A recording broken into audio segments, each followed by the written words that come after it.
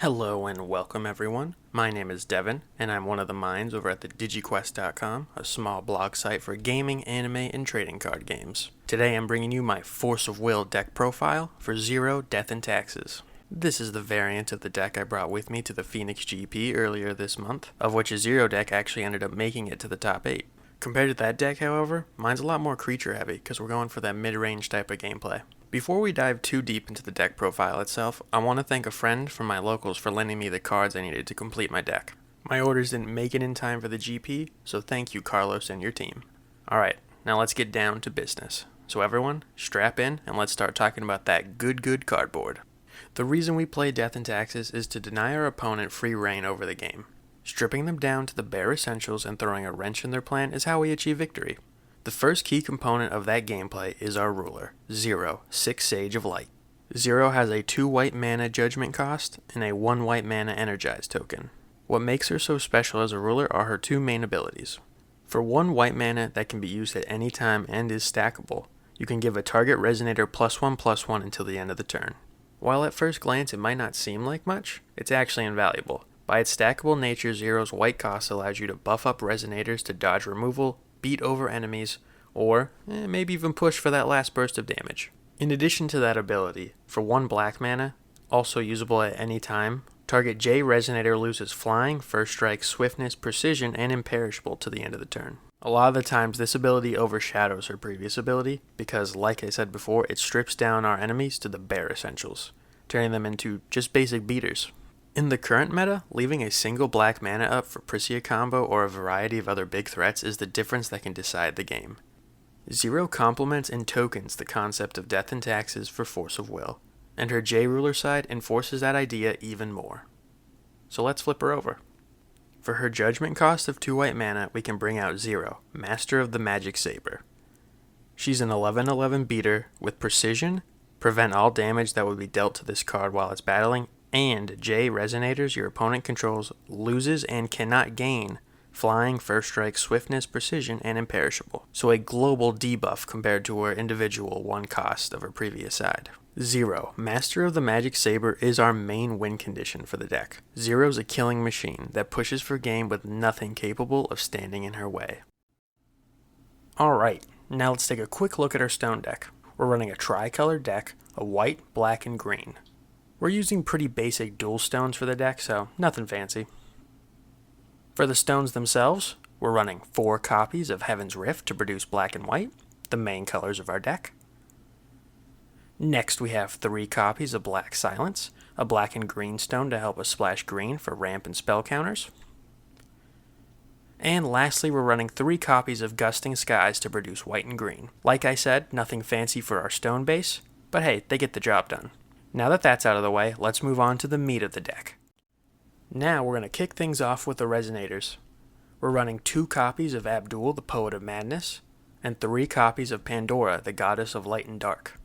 Abdul is our main lockdown of the deck. When Abdul's on the board, your opponent's resonators don't cause their own effects to trigger when they enter. As such, Abdul nullifies a great number of effects you're going to deal with while playing. I'm not running any Tsukiyomi Nobles in the main deck, but if I was, I'd be able to stun down any of my opponent's resonators with just these 2 cards on my field. If his effect wasn't enough, Abdul's also a 6/6, which means he can dodge Space-Time Anomaly, which will be found in most control decks in the current meta.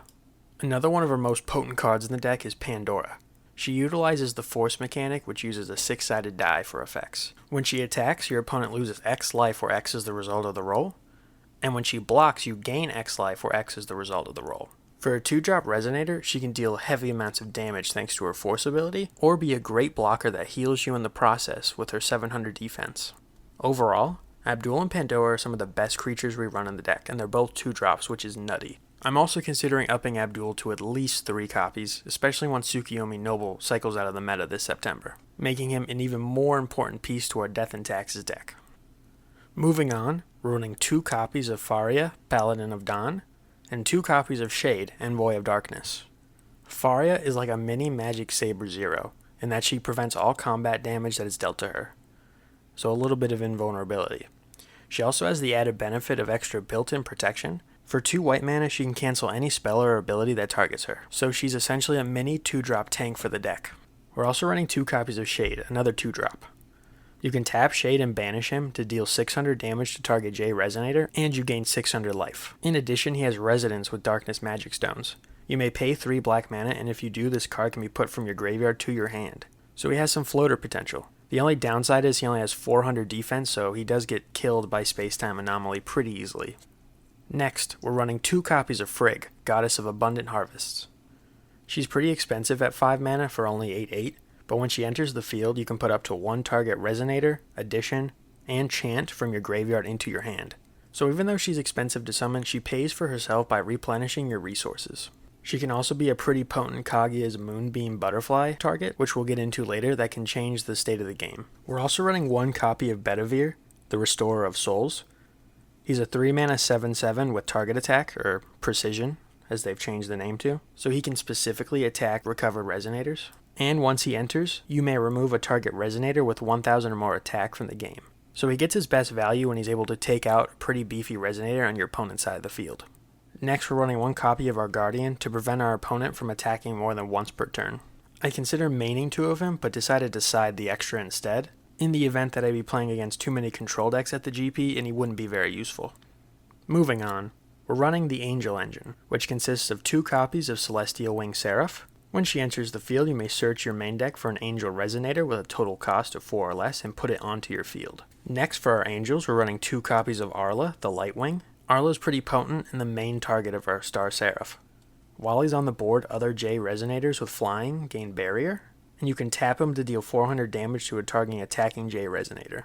On top of that, you can pay 1 white mana and tap him to destroy an Addition or Regalia. And lastly, you can pay 3 white mana and tap him to destroy target J Resonator with Flying. So he's kind of a toolbox angel with so much potential, and it's why you run the Angel Engine. The last tech of the Angel Engine is Fallen Angelic Destroyer Lucifer.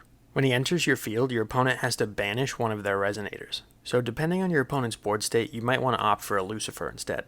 Finally, for our Resonator base, we're at our 1-drops.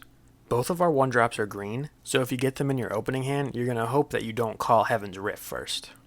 So, the Resonators are 3 copies of Tama, Familiar of Holy Wind. Tama's a pretty staple green 1-drop. It's a 2/2 that when it enters your field, you draw a card. In addition, you can banish Tama to deal 200 damage to a target Resonator. Lastly, we have 4 copies of Sacred Elf, another staple green card, because she's a 1-drop that's able to produce additional green mana. She's our ramp Resonator, and we're using her to pay for green drop costs and our generic costs on our high drop creatures and spells. Moving on to our spells, we're running 4 copies of Zero's Magic Light. Since Zero is our ruler, it only costs 1 white mana to cast, and its effect states, remove target attacking or blocking Resonator from the game. So at a cost of 1, it's a pretty no-brainer to run. Next, we have 3 copies of Seal of Wind and Light. It's an all-purpose spell counter, and since we're running green, might as well. Next, we're running 4 copies of Kaguya's Moonbeam Butterfly. I've mentioned this card a few times already, but the effect reads, search your deck for a Resonator or Addition with total cost of X+1 or less and put it onto your field. So you pay however much mana you want to get the creature or addition that you need onto your board. In the late game, it can create some pretty crazy plays and help turn the game around.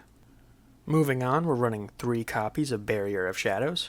I main decked this card specifically for the GP because I knew I'd run into a fair amount of Prisia decks, but the card reads your opponent pays 1 more to play Judgment or God Arc abilities, and your opponent plays 1 more to play Regalia's activated effects. So normally it's something I'd have in this side deck, but for the GP, I figured maining 3 would be very helpful. Lastly, we're main decking 1 copy of Heavenly Gust, green 2 mana, quick cast, destroy target Addition or Regalia, and that has the torrent effect that if you've played 1 or more cards prior to this card, destroy all additions in Regalia your opponent controls. So a pretty powerful card at 1.